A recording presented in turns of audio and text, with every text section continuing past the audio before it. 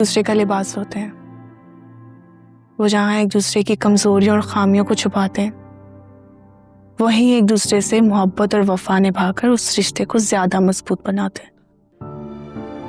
اور یہ رشتہ تبھی مضبوط ہوتا ہے جب دونوں آخری لمحے تک ایک دوسرے سے وفا نبھاتے ہیں۔ یہ شہرام کا بھوت تمہارے دماغ سے کب اترے گا؟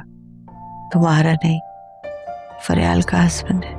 آپ اس بات کو چھوڑ دیں کہ وہ کس کا ہسبینڈ ہے، اور رہی بات میرے سر سے بھوت اترنے کی، تو وہ کبھی نہیں اترے گا۔ فیروز تو مجھ سے ملے ہی نہیں، وہ سو رہے تھے، میرے قدموں میں بیٹھ کے ہاتھ جوڑ کے گڑگڑانے لگی، کہنے لگی کہ فیروز کی زندگی سے نکل جاؤ۔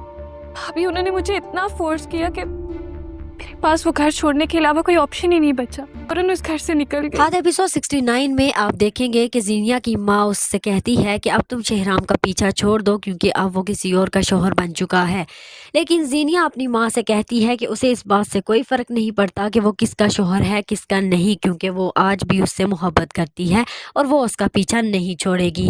وہیں دوسری اور آپ دیکھیں گے کہ فریال اور شہرام ایک دوسرے سے باتیں کر رہے ہوں گے کہ فریال شہرام سے کہے گی کہ میاں بیوی کا رشتہ اس قدر محبت اور وفاداری والا ہونا چاہیے کہ آخری وقت تک ایک دوسرے کا ساتھ نبھا سکے۔ پھر آپ کو دیکھنے کو ملے گا کہ فریال اور شانزے ایک دوسرے سے بات کر رہی ہوتی ہیں، شانزے اپنی بھابھی کو بتا رہی ہوتی ہے کہ کس طرح اس کی ساس نے اسے واسطے دے کر اس گھر سے جانے کو کہا۔